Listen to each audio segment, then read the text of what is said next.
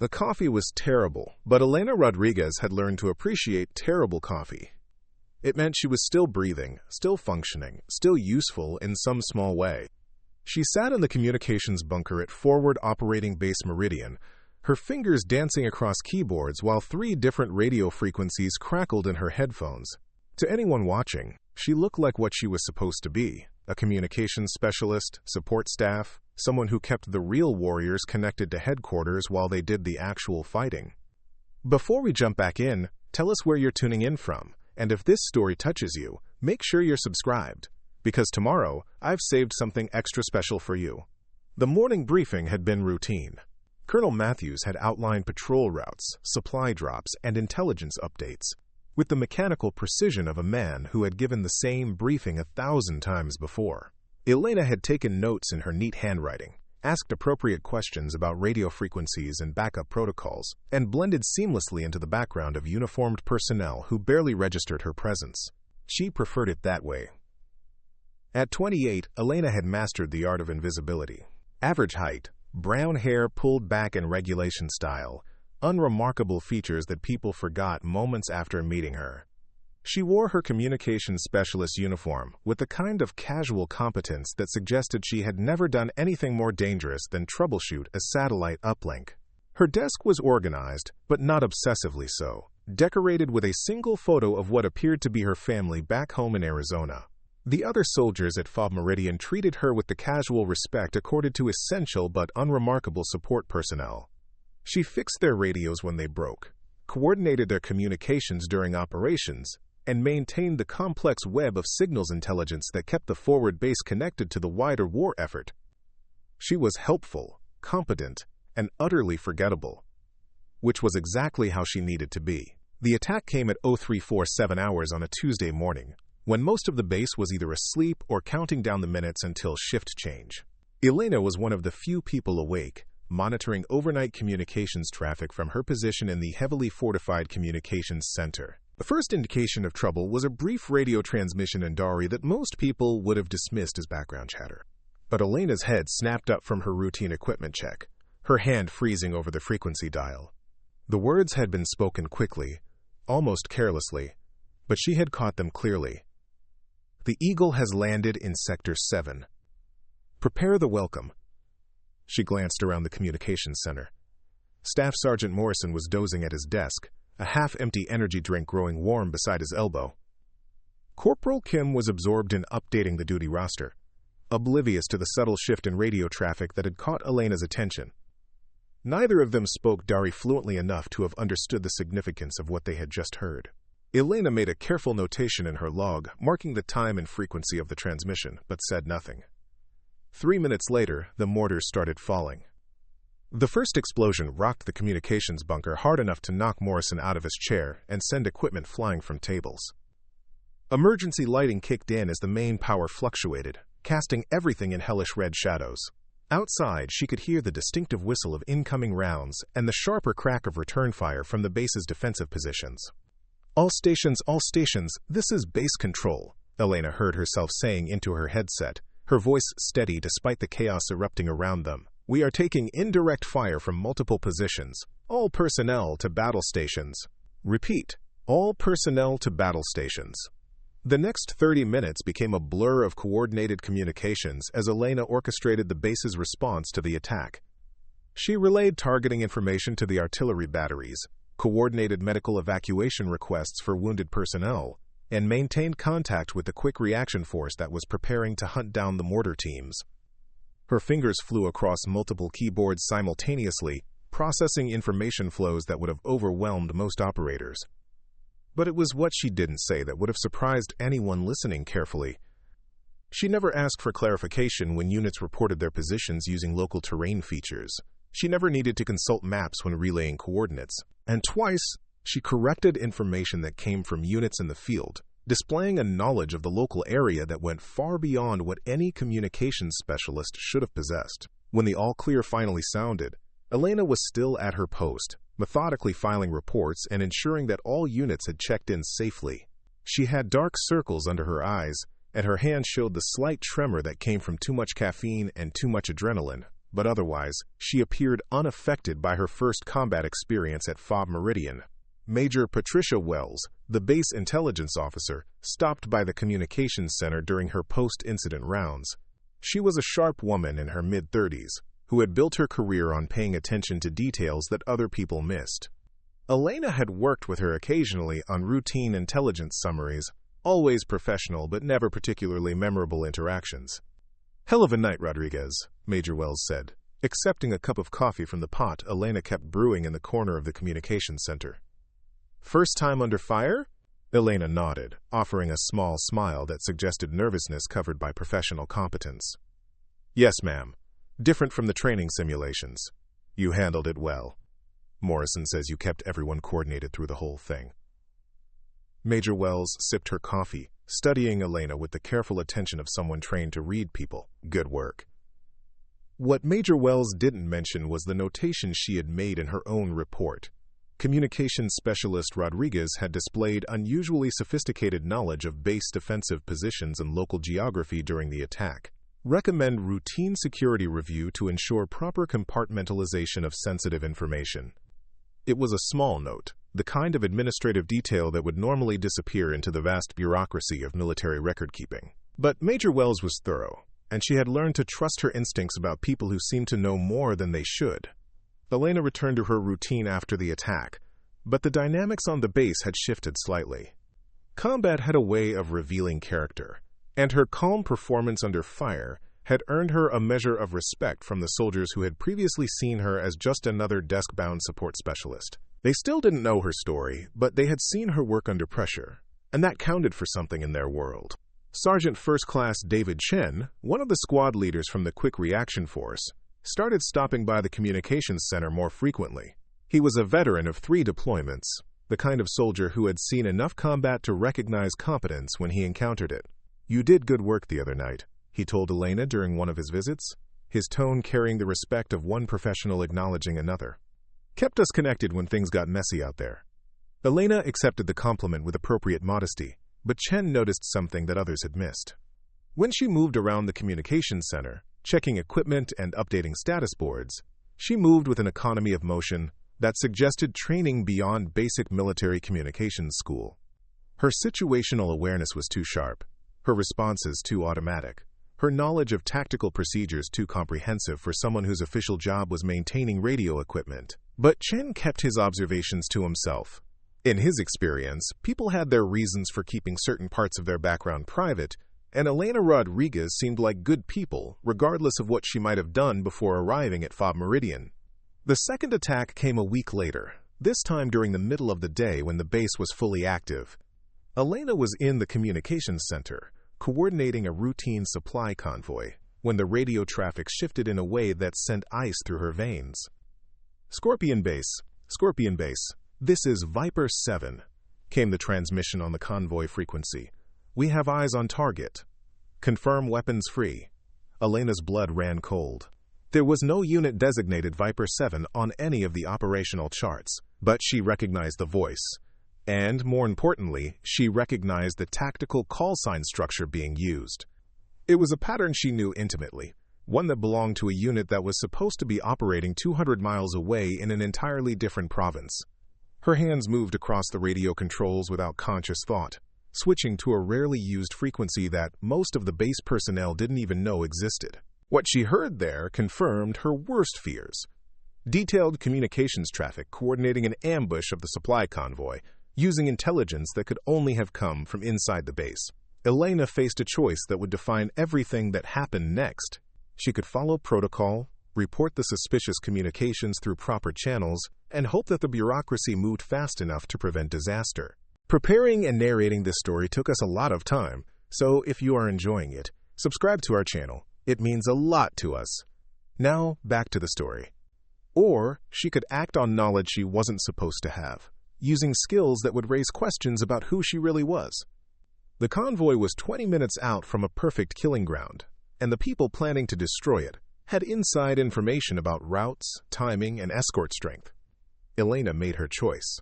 She opened a direct channel to the convoy commander, bypassing normal communication protocols. "Convoy 7-2, this is base communications. You need to alter your route immediately.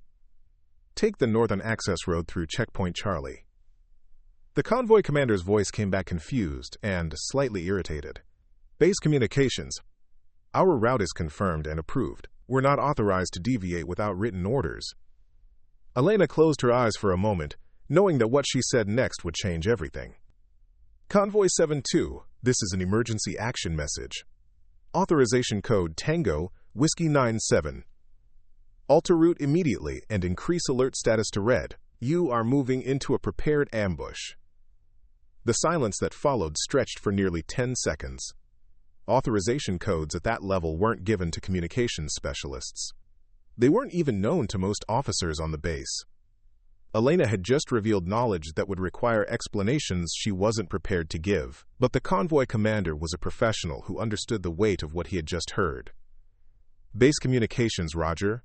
Altering route and increasing alert status. Request immediate tactical support. Elena spent the next hour coordinating the response to the attempted ambush, directing aerial reconnaissance assets and ground units, with a level of tactical sophistication that had Major Wells taking careful notes from her position in the base operations center.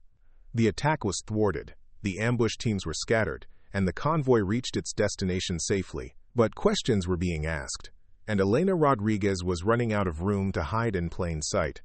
The debriefing that followed was conducted in the base commander's office, a small room dominated by maps, operational charts, and the kind of institutional furniture that spoke of decades of military efficiency. Colonel Matthews sat behind his desk, flanked by Major Wells and the base's senior intelligence officer, Captain Rodriguez Martinez, no relation to Elena, despite the similar name. Elena sat in the chair across from them, still wearing her communications specialist uniform, still maintaining the careful composure of someone who was competent but unremarkable. But the dynamics in the room had shifted, and everyone present could feel it. Specialist Rodriguez, Colonel Matthews began, his voice carrying the weight of command authority but also a note of genuine curiosity. You prevented a significant loss of life today. The convoy commander credits your warning with saving his entire unit.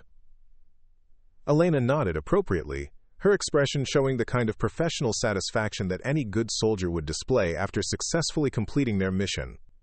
Thank you, sir. I was just doing my job. That's what I'd like to discuss, Major Wells interjected, consulting a file that seemed unusually thick for a communications specialist's service record. Your job, as defined by your military occupational specialty, involves maintaining radio equipment and coordinating routine communications traffic. It doesn't typically include issuing emergency action messages with classified authorization codes. The room went very quiet.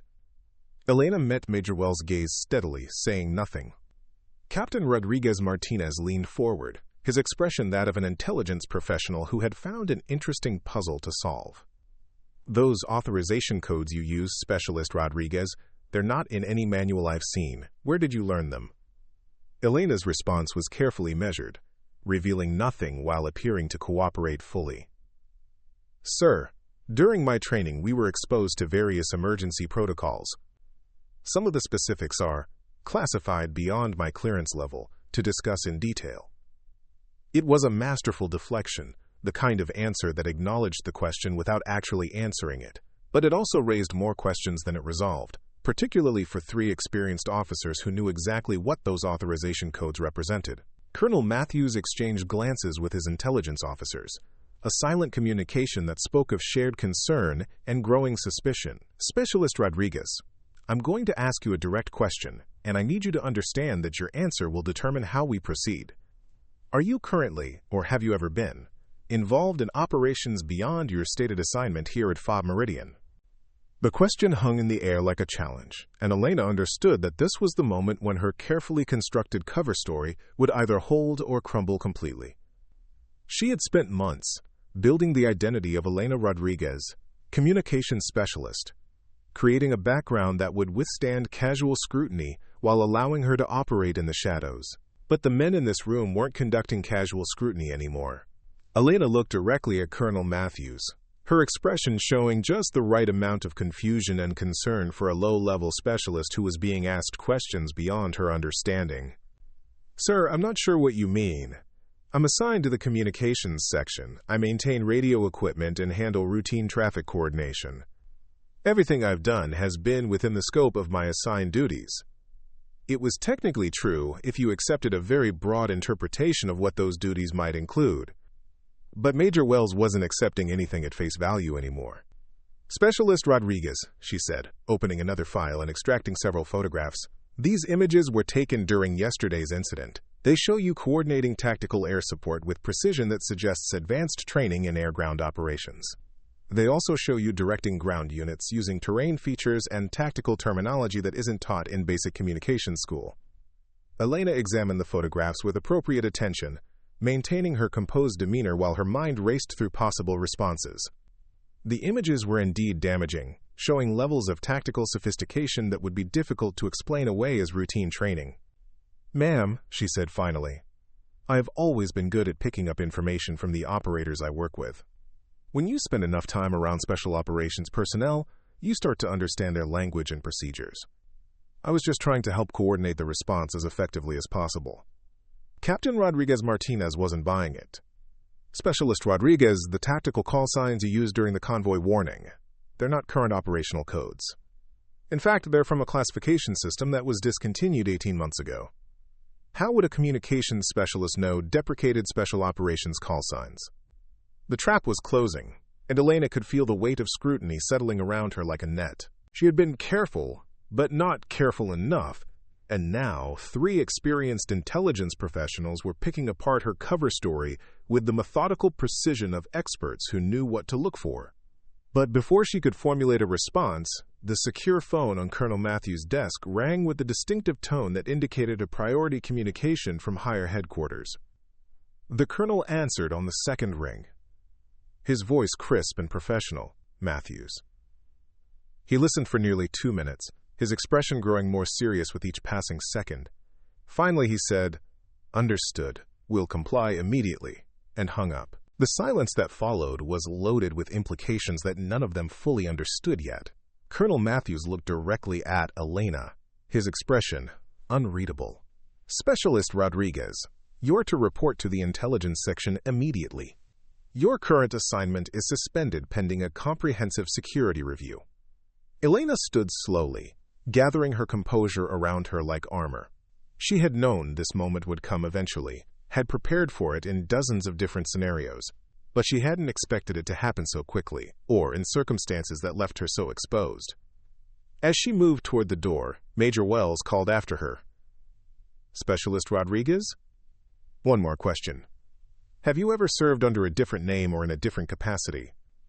Elena paused, her hand on the door handle, and for just a moment, her carefully maintained facade slipped.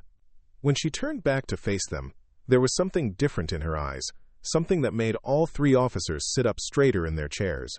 "Ma'am," she said quietly, "there are aspects of my service record that are classified beyond this facility's clearance level. If you need those details, you'll need to contact the appropriate authorities."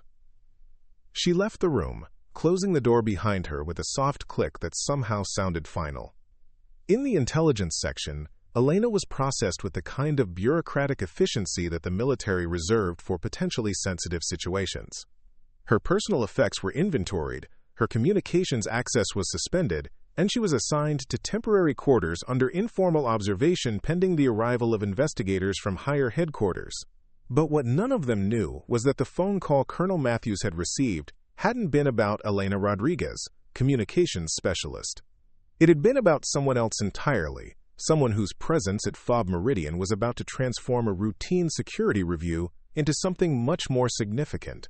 In a secure facility 300 miles away, encrypted communications were flying between agencies that normally didn't communicate directly. Phone calls were being made to people who didn't officially exist, accessing files that weren't supposed to be accessible, confirming identities that were supposed to remain buried. And in a small office in the Pentagon, a general who hadn't spoken Elena's real name in over 2 years was looking at surveillance footage from FOB Meridian, watching a woman who was supposed to be dead coordinate a tactical response with the kind of expertise that came from years of training in places that didn't appear on any official maps. The woman in the footage moved with unconscious precision, her tactical awareness evident in every gesture, her command presence unmistakable despite her humble cover identity. And when she spoke into her radio, authorizing the convoy route change, her voice carried an authority that transcended rank or position. The general reached for his secure phone, knowing that the next call he made would set in motion events that would either validate years of careful planning or expose one of the most classified operations in recent military history. Elena Rodriguez, communications specialist, was about to disappear. But Red Viper was about to return. The enemy had been listening to their radio traffic, analyzing their patterns, identifying their weaknesses, and in just a few hours, when they thought they had isolated and neutralized a potential security threat, they would discover that they had been hunting someone who was far more dangerous than they imagined. Someone who had been hunting them in return. The next phase of Elena's mission was about to begin, whether she was ready for it or not. And Forward Meridian was about to learn that support staff sometimes carried secrets that could change the course of everything. The investigators arrived at Forward Meridian on a C-130 transport that touched down during the pre-dawn darkness, their presence announced only by the sudden appearance of additional security personnel around the base perimeter.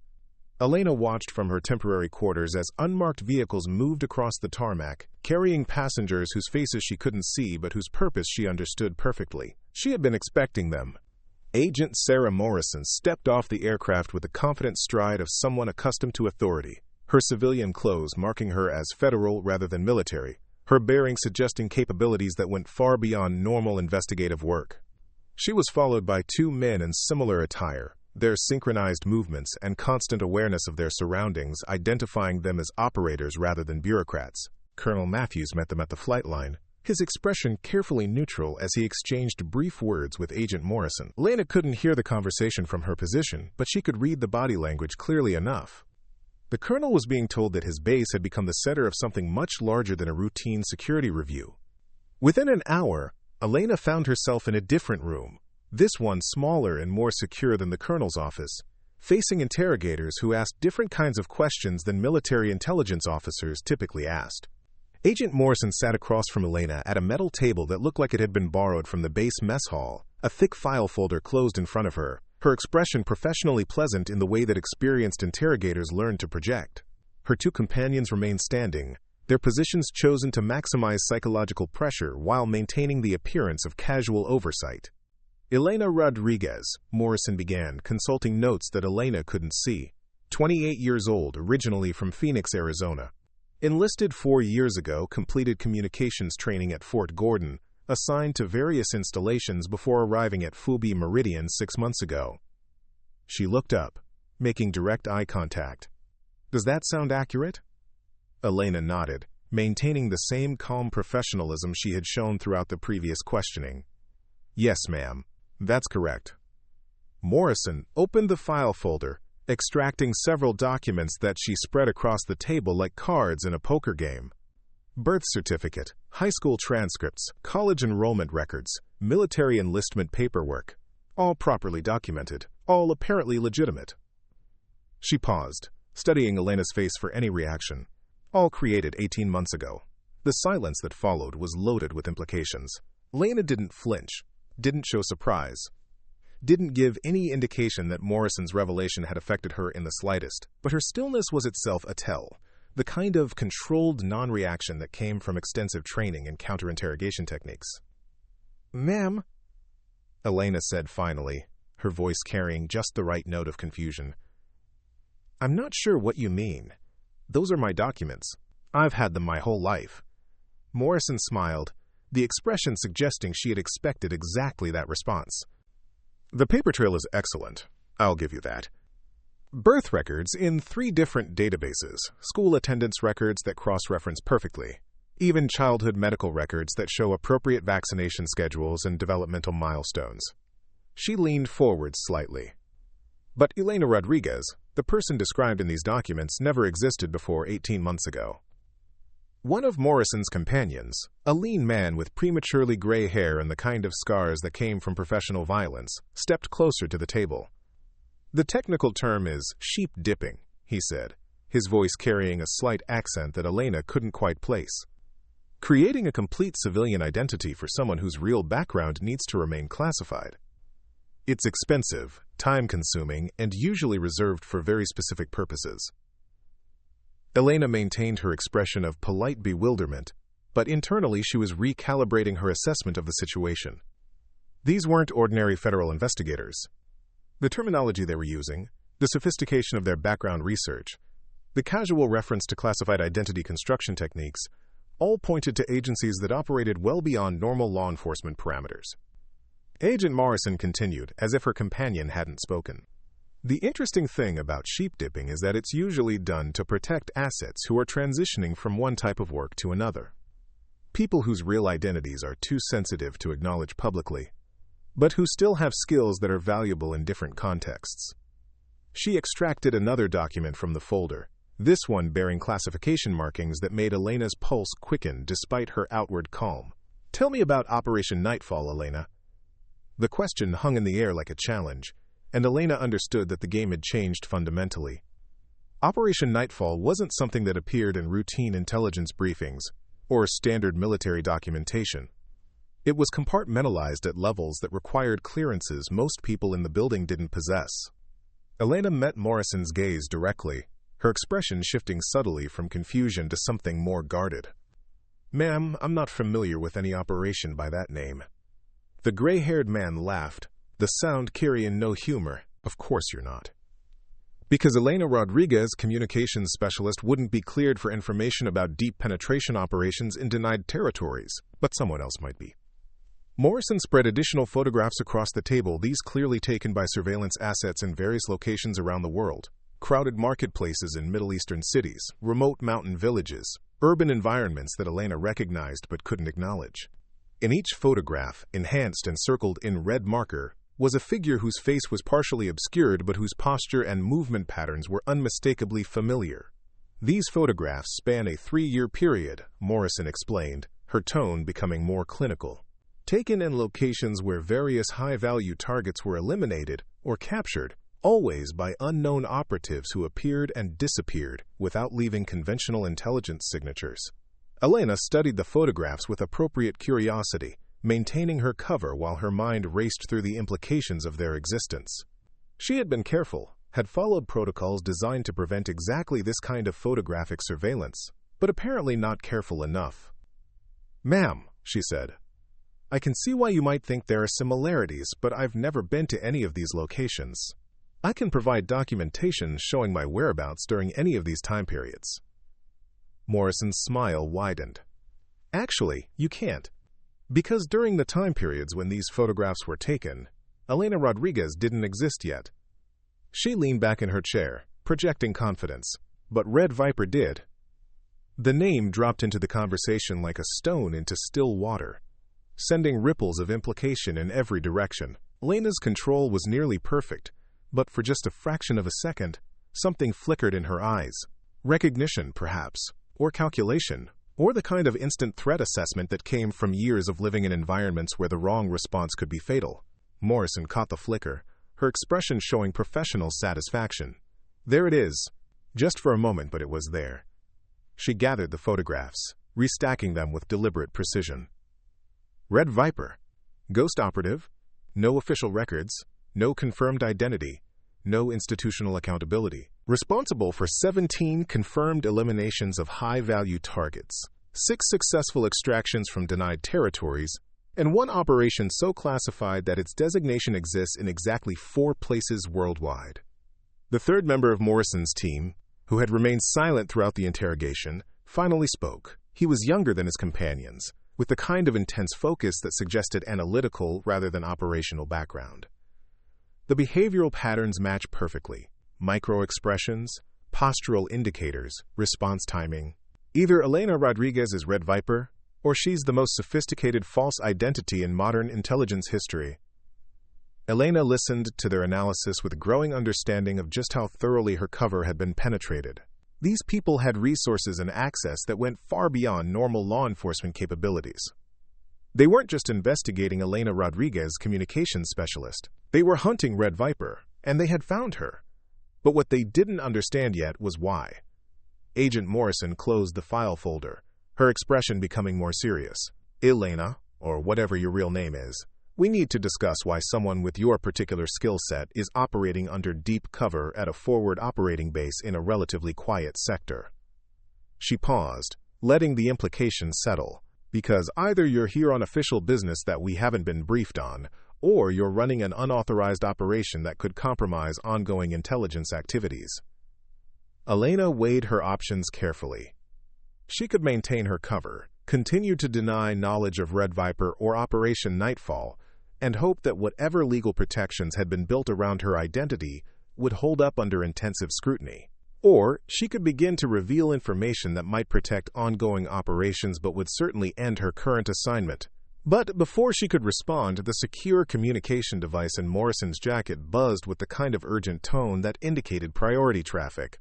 Morrison frowned, extracting the device and reading a message that made her expression change from professional confidence to something approaching concern.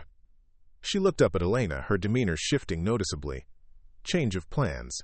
We need to move you to a more secure location immediately. Elena's training kicked in automatically, her awareness expanding to assess threats and escape routes, even as she maintained her calm exterior. Ma'am, I'm not sure I understand. Am I under arrest? The gray-haired operative was already moving toward the door, speaking into his own communication device in terms that Elena recognized as tactical coordination language. Morrison gathered her files quickly, her movements suggesting urgency rather than routine procedure. Not under arrest, Morrison said, but the situation has become more complicated. We have intelligence indicating that your location has been compromised by hostile forces. There may be an attempt to extract or eliminate you within the next few hours. Elena stood slowly, her mind processing the implications. If hostile forces were targeting Elena Rodriguez, they either knew her real identity or they had discovered something about her activities that made her a priority target. Either possibility suggested that her careful operational security had been breached at a fundamental level. Ma'am, she said, I'm not sure why anyone would want to target a communications specialist. Morrison's response was interrupted by the sound of explosions outside the building, close enough to rattle the windows and trigger the base's alarm systems. Emergency lighting activated, casting everything in the familiar red glow that Elena associated with combat operations. The younger analyst was monitoring multiple communication frequencies simultaneously, his expression growing more concerned with each transmission. We have multiple teams moving on the base perimeter, he reported. Professional tactics, coordinated approach. This isn't random insurgent activity. Elena's tactical instincts overrode her cover maintenance protocols. How many what approach vectors do we have air support available? The questions came automatically, delivered with the kind of professional urgency that made all three investigators look at her sharply. Morrison raised an eyebrow. That's a very specific response for a communications specialist. Elena realized her mistake, but there wasn't time to recover her cover identity. Outside, she could hear the distinctive sound of coordinated small arms fire and the heavier reports of rocket-propelled grenades. The base's defensive systems were engaging multiple threats simultaneously, suggesting an attack on a scale far beyond anything Forward Meridian had previously experienced. Agent Morrison, Elena said, her voice taking on a different quality, more authoritative and precise.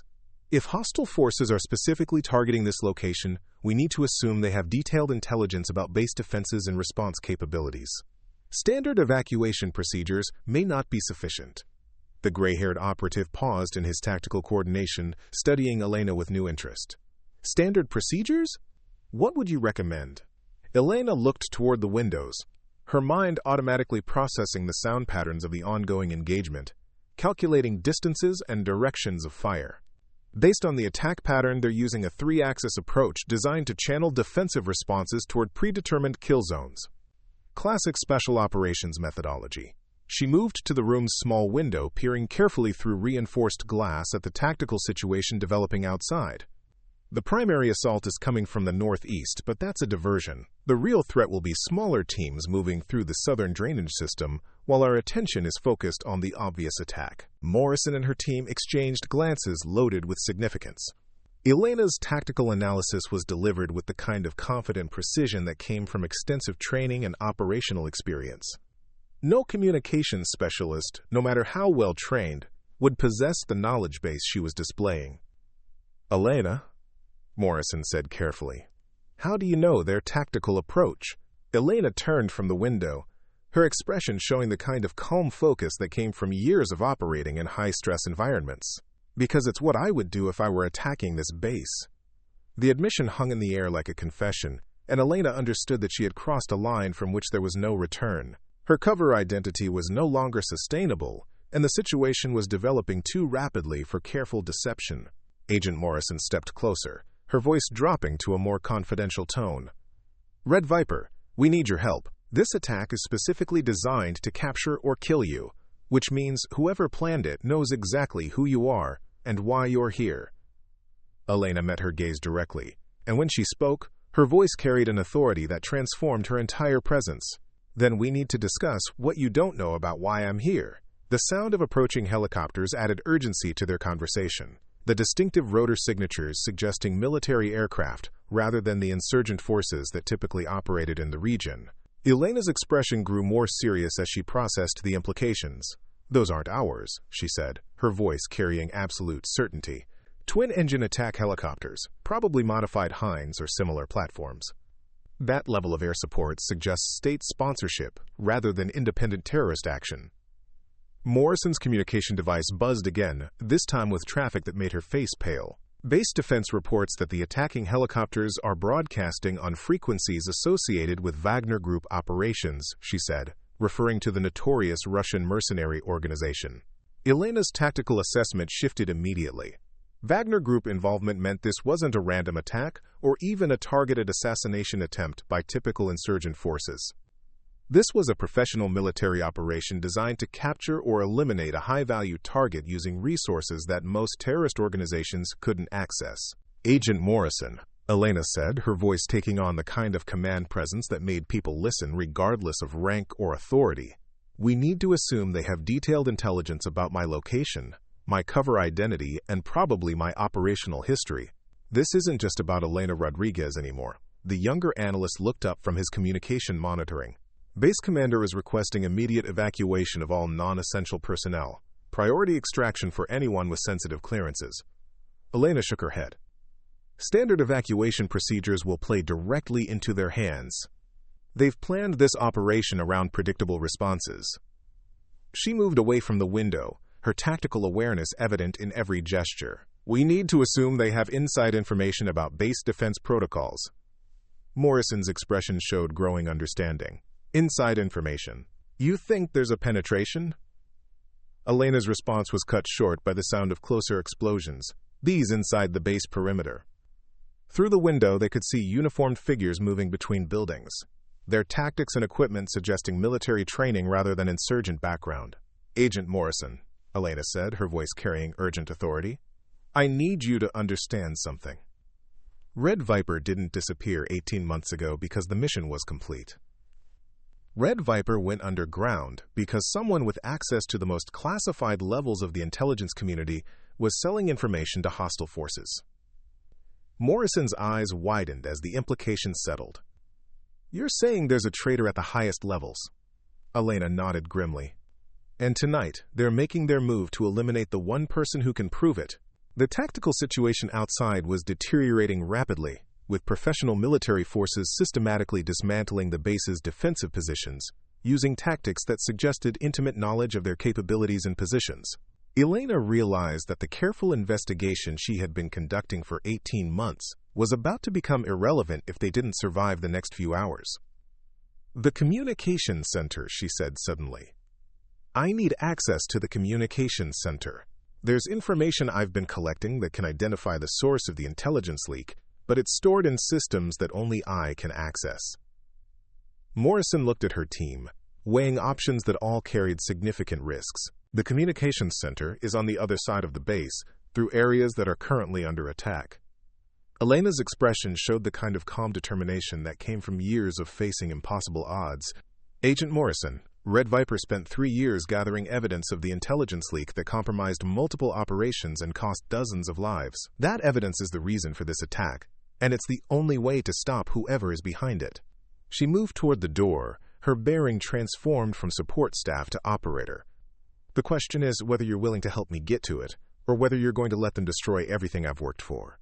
Morrison made a decision that would define everything that followed. "What do you need?" Elena's response revealed the depth of preparation that had gone into her cover assignment. "Weapons, tactical gear, and someone who can coordinate extraction once we reach the communications center." She paused, looking directly at Morrison. And Agent Morrison? From this point forward, Elena Rodriguez doesn't exist.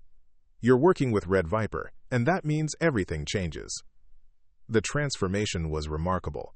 Gone was the quiet communication specialist who blended into the background of military routine.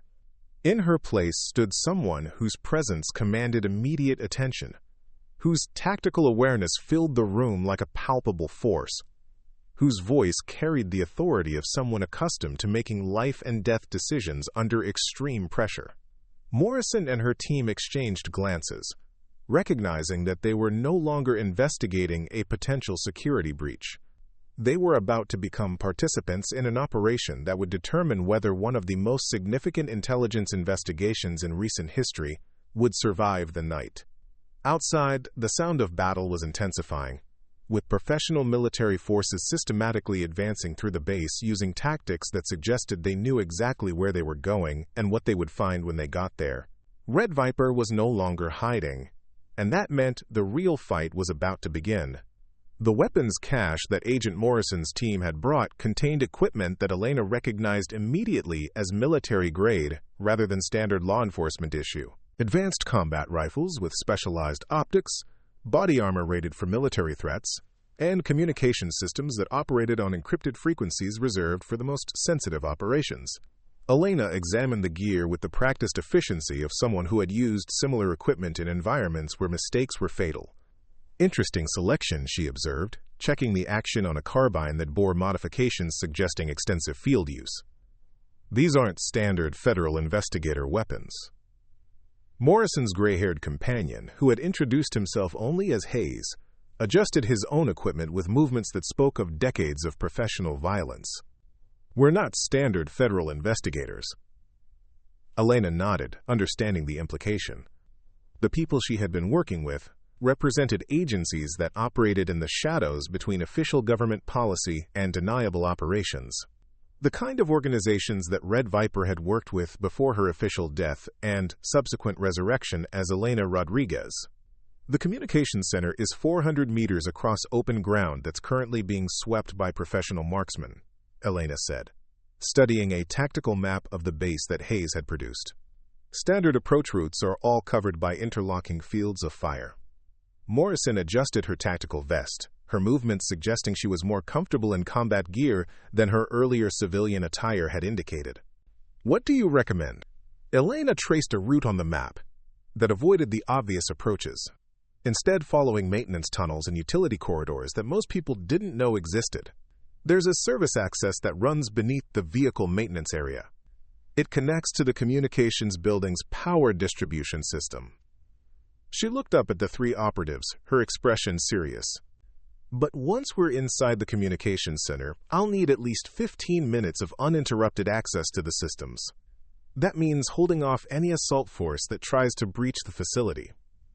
Hayes studied the tactical situation outside through sophisticated surveillance equipment that hadn't been present during Elena's earlier questioning. Current count shows approximately 30 hostiles in coordinated fire teams plus air support. They're moving methodically toward the communications center, which suggests they know exactly what they're looking for. Elena's expression darkened. They know because someone told them, someone with access to the most classified levels of intelligence planning. She gathered additional ammunition magazines, distributing them with the automatic efficiency of someone who had done this countless times before. Agent Morrison, what I'm about to show you in those communication systems will identify the source of intelligence leaks that have compromised operations across 3 different theaters of conflict. Morrison looked at her directly, her expression showing the weight of understanding. How long have you been tracking this? Elena's response revealed the depth of commitment that had driven her underground investigation. 3 years. Ever since Operation Nightfall was compromised by intelligence that could only have come from inside the planning cell. Her voice carried the controlled anger of someone who had watched teammates die because of betrayal at the highest levels. 7 good people died that night because someone with access to operational details sold that information to hostile forces. Hayes was monitoring multiple communication frequencies, his expression growing more concerned with each transmission. The attack force is consolidating around the communications building. They're not trying to capture it intact. They're preparing to destroy it completely. Elena understood the implication immediately. They're not here to extract me anymore. They're here to eliminate the evidence I've been collecting. She moved toward the door, her bearing completely transformed from the quiet support specialist who had sat in military briefings 6 months earlier, which means we're out of time for careful approaches. The transformation in Elena's demeanor was striking. Gone entirely was any pretense of civilian analyst or support personnel. In their place was someone who moved with predatory grace, whose tactical awareness encompassed every detail of their environment, whose voice carried the authority of someone accustomed to command in the most dangerous situations imaginable. Morrison and her team followed Elena through corridors that she navigated with the confidence of someone intimately familiar with the facility's layout, avoiding areas where hostile forces had established overwatch positions and timing their movement to coincide with base defensive fires that would mask their approach. The service tunnels beneath FOB Meridian were cramped, poorly lit spaces filled with pipes, cables, and the kind of mechanical systems that kept a forward operating base functioning in a hostile environment. Elena led them through the maze with sure movements, pausing occasionally to listen for sounds that might indicate enemy presence above them. "The beauty of hiding in plain sight," Elena said quietly as they moved through the underground passages, "is that nobody expects support staff to know about tactical infrastructure that isn't in official base plans." She indicated a junction of service tunnels that opened in 4 different directions. "These maintenance areas were mapped during my first week here, along with every other piece of information that might be relevant to defensive or offensive operations." Hayes, bringing up the rear of their small formation, was monitoring their backtrail with the paranoid attention of someone who understood that professional opponents would anticipate non-standard approaches. "Movement behind us," he reported quietly. "At least 2 individuals, moving with tactical discipline."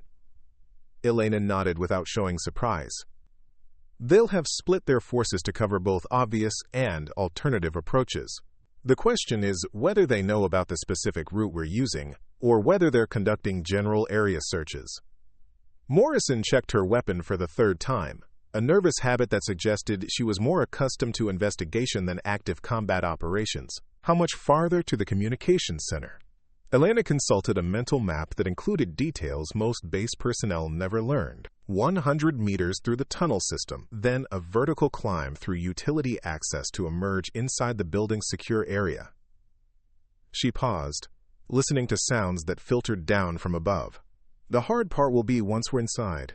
If they know what I've been doing, they'll have people positioned to prevent access to the specific systems I need." The younger analyst, who had maintained communications with external support throughout their movement, looked up from his equipment with an expression of growing concern. "I'm monitoring radio traffic that suggests they're not just trying to destroy the communications center. They're planning to eliminate everyone inside and make it look like the facility was destroyed during the general attack." Elena's tactical assessment shifted immediately. Full deniability. They eliminate the evidence, eliminate the witnesses, and blame everything on insurgent action. Her voice carried cold anger. "Which means they have authority to conduct this operation at levels that go well beyond normal intelligence activities." Hayes was studying blueprints on a tactical tablet, comparing official building schematics with the route Elena had chosen. "These service accesses aren't on any of the standard architectural plans. How did you identify them?" Elena's response revealed the methodical nature of her investigation. 3 years of studying every facility where similar intelligence compromises occurred, looking for patterns, identifying vulnerabilities, understanding how hostile forces gained access to information they shouldn't have possessed. She indicated specific structural elements on Hayes's tablet. This base was constructed using the same contractor specifications as facilities where previous security breaches occurred. Same architectural firm, same security consultants, same maintenance protocols. Morrison began to understand the scope of what Elena had been investigating. "You're saying the security compromises weren't random intelligence leaks. They were systematically planned vulnerabilities." Elena nodded grimly. "Someone has been building intelligence collection capabilities into the infrastructure of sensitive facilities for years. Tonight, they're trying to eliminate the evidence before it can be exposed." The sound of explosions above them grew closer, suggesting that the attack force was advancing methodically toward the communications center, while base defensive forces fought increasingly desperate delaying actions. Elena knew that conventional military responses would be inadequate against professional special operations forces equipped with detailed intelligence about defensive capabilities. They reached the access point that would take them into the communications building, a narrow vertical shaft filled with power cables and communication lines that served the facility's most sensitive systems. Elena examined the access with professional attention, noting modifications that weren't present in official maintenance records. Additional security measures, she observed, indicating electronic sensors that had been installed around the access point. Someone wanted to know if this route was ever used. She produced equipment from her tactical gear that Elena didn't recognize, devices that suggested capabilities beyond normal military issue. Good thing I prepared for that possibility. Hayes watched Elena work with growing appreciation for the sophistication of her preparation. How long have you been planning for this contingency? Elena's response revealed the depth of her commitment to the investigation. Since the day I realized that Red Viper's official death wasn't the end of my mission, it was the beginning of a different kind of operation. She completed her work on the security sensors, disabling them without triggering any alarms. The people responsible for those intelligence leaks thought they had eliminated the threat when they arranged for my apparent death. They didn't understand that sometimes the most effective operations are conducted by people who officially don't exist. Morrison was beginning to understand the full scope of what they were involved in. Elena, when this is over, when we've secured the evidence you've been collecting, what happens next? Red Viper was declared dead. Elena Rodriguez is about to be exposed as a fabricated identity. Where does that leave you? Elena's expression showed the weight of isolation that came from years of operating without official support or recognition. Agent Morrison, people like me don't get happy endings. We get mission completion. She began climbing the vertical access shaft with practiced efficiency. The question is whether the evidence I've collected will be enough to stop the people responsible before they compromise any more operations. The communications center above them was a fortress of electronic systems, hardened against both physical attack and electromagnetic interference, filled with equipment that connected Forward Meridian to intelligence networks spanning the globe. Elena emerged from the access shaft into a room that looked like the bridge of a futuristic warship, banks of monitors displaying information flows that most people weren't cleared to see. But Elena moved through the sophisticated systems with the confidence of someone who understood not just their operation, but their vulnerabilities. She approached a workstation that appeared identical to dozens of others, but which Elena knew contained access to networks that existed in the shadows between official government activities and deniable operations. This is going to take longer than 15 minutes, Elena said, her fingers dancing across keyboards with practiced efficiency. The evidence I've been collecting is distributed across multiple systems, encrypted with protocols that were designed to survive exactly this kind of attack. Hayes and Morrison took defensive positions around the room while Elena worked. Their professional awareness focused on access points that hostile forces might use to breach the facility. The younger analyst maintained communications with any remaining friendly forces, coordinating their defense with increasingly desperate base personnel who were fighting for their lives outside. Elena's work at the computer terminal revealed skills that went far beyond normal military communications training. She accessed systems that required clearances most intelligence professionals never achieved, navigating networks that connected to databases spanning multiple agencies and allied nations. Her movement suggested someone who had spent years learning to extract information from the most secure systems imaginable. Here, she said suddenly, her voice carrying satisfaction mixed with anger. 3 years of financial records, communication intercepts, operational planning documents that show systematic intelligence compromise across 17 different operations. She continued working, her concentration absolute despite the sounds of approaching combat outside the building. Personnel files showing which individuals had access to compromised information, travel records that correlate with intelligence breaches, financial transactions that trace back to hostile intelligence services. Morrison moved closer to observe Elena's work, her expression showing growing amazement at the sophistication of the investigation. This isn't just about identifying a traitor, you've documented an entire network of intelligence compromise. Elena nodded without pausing in her work. The people responsible weren't just selling individual pieces of information. They were building systematic access to the most sensitive levels of American intelligence operations. Her fingers flew across multiple keyboards simultaneously, extracting data that she had been collecting for 3 years. Every operation that was compromised, Every good person who died because hostile forces had advance warning. Every strategic advantage that was lost because someone chose money over loyalty. Hayes was monitoring tactical frequencies, his expression growing more serious with each transmission. Heavy contact at all access points. They're using shaped charges on the exterior doors. He looked at Elena with professional concern. How much more time do you need? Elena's response came without pausing in her work. 2 minutes to complete the data extraction, then another minute to transmit everything to secure networks that can't be compromised by tonight's attack. She indicated progress bars on multiple monitors that showed complex data transfers in progress. But Hayes, once this information is transmitted, everyone involved in the intelligence compromise will know that their activities have been exposed. They'll escalate to prevent the evidence from being acted upon. Morrison understood the implication. You're saying tonight's attack is just the beginning. Elena's expression was grim. I'm saying that we're about to identify people at the highest levels of the intelligence community who have been systematically betraying American operations for years. They won't go quietly. The sound of breaching charges detonating against exterior doors added urgency to Elena's work, the concussion strong enough to make equipment throughout the communications center vibrate. Hayes was coordinating defensive fires through communication systems that Elena had configured to operate independently of compromised base networks. Contact front, Hayes reported, his voice carrying professional calm despite the intensity of incoming fire. Multiple teams breaching simultaneously from different directions.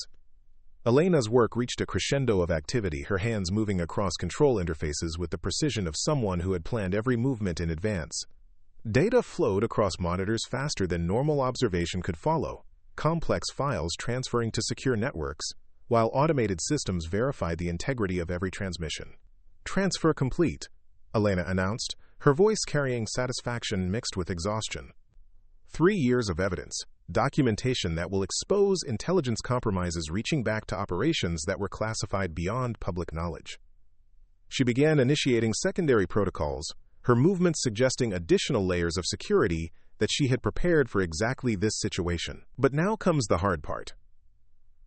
Morrison was providing covering fire at one of the room's access points, her marksmanship revealing training that went well beyond normal federal law enforcement standards. What's the hard part? We have the evidence, we can transmit it to people who can act on it. Lena's expression showed the weight of knowledge that came from years of operating in the shadows. Agent Morrison, the people we just exposed have been operating at the highest levels of the intelligence community for years. They have resources, connections, and capabilities that go far beyond what normal law enforcement can handle. She completed her work at the computer terminals, gathering equipment that she had prepared for rapid evacuation. The evidence will expose them, but stopping them will require different kinds of action. Hayes was coordinating their defensive position with tactical precision that suggested extensive combat experience.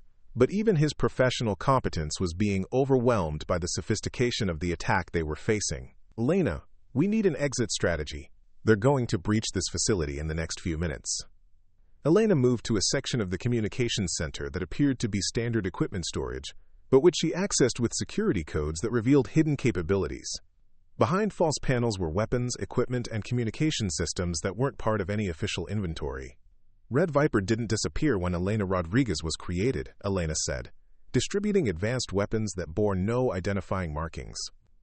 Red Viper went underground, but the capabilities remained available for exactly this kind of situation. Morrison accepted a weapon that she recognized as far superior to anything in normal government inventory. Equipment that suggested access to resources that operated outside official channels. Elena, who are you really working for? Because this level of preparation goes beyond individual initiative. Elena's response revealed depths of commitment that went beyond personal loyalty or professional duty.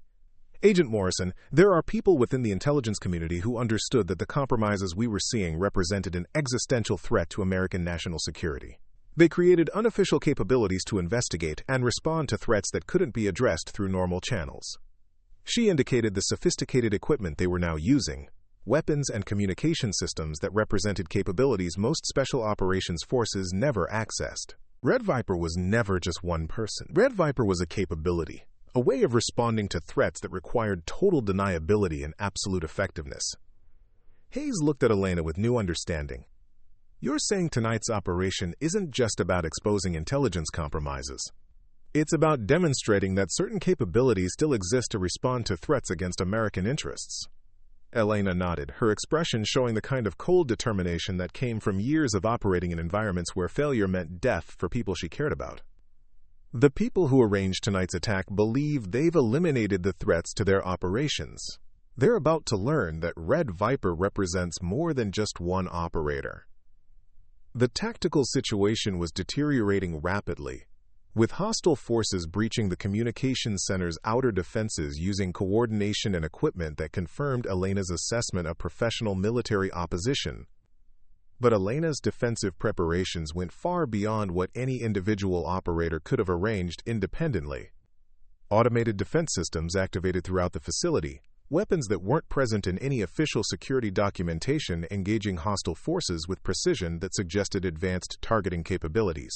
Elena coordinated the response with communication equipment that connected to networks spanning multiple intelligence agencies and allied nations. All stations, this is Red Viper Actual. Elena transmitted on frequencies that Hayes recognized as belonging to the most classified levels of Special Operations Coordination. Operation Mirror has achieved primary objectives. Evidence package is secure and transmitted. Request immediate extraction and follow-up operations against identified targets. The response came immediately from sources that made Hayes and Morrison exchange glances of amazement. Red Viper Actual, this is Control. Extraction assets are inbound. Prepare for immediate departure. Secondary teams are moving against identified targets based on transmitted intelligence. Elena's expression showed satisfaction mixed with the exhaustion that came from completing a mission that had consumed 3 years of her life. Agent Morrison. In approximately 10 minutes, people at the highest levels of the intelligence community are going to be arrested by teams that operate outside normal law enforcement channels. The evidence we transmitted tonight will trigger responses that most people never see and never know about. Morrison was beginning to understand the scope of what they had been involved in. Elena. This was never just about identifying intelligence leaks, was it? This was about exposing and eliminating a systematic threat to American national security. Elena nodded, her voice carrying the weight of someone who had carried secrets that could never be fully shared.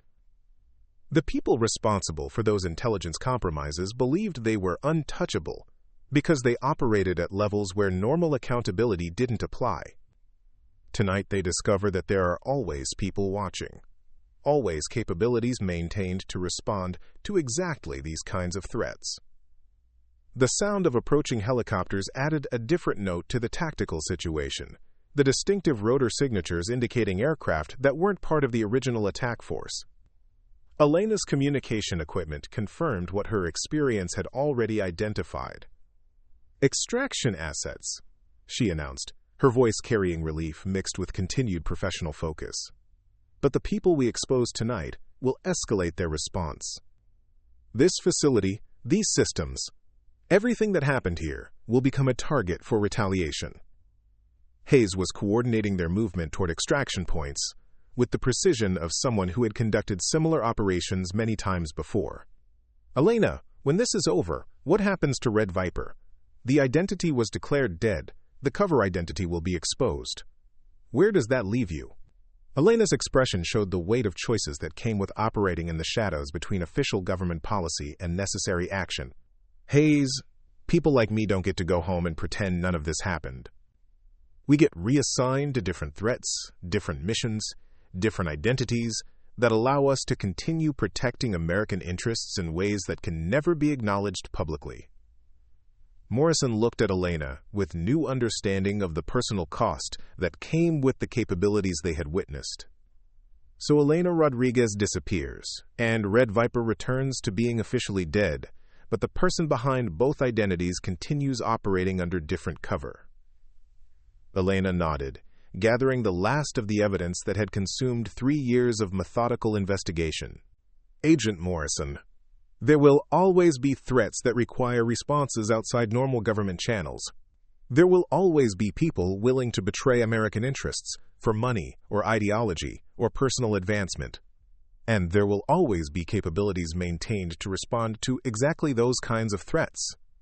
The extraction helicopters were establishing defensive positions around the communication center their crews coordinating with Elena's communication systems to ensure secure evacuation of personnel and evidence. But Elena's attention was focused on monitoring networks that were already acting on the intelligence she had transmitted. "It's beginning," she said, watching secure communication traffic that indicated coordinated law enforcement actions across multiple locations. People who thought they were untouchable are about to discover that their activities have been observed, documented, and prepared for response.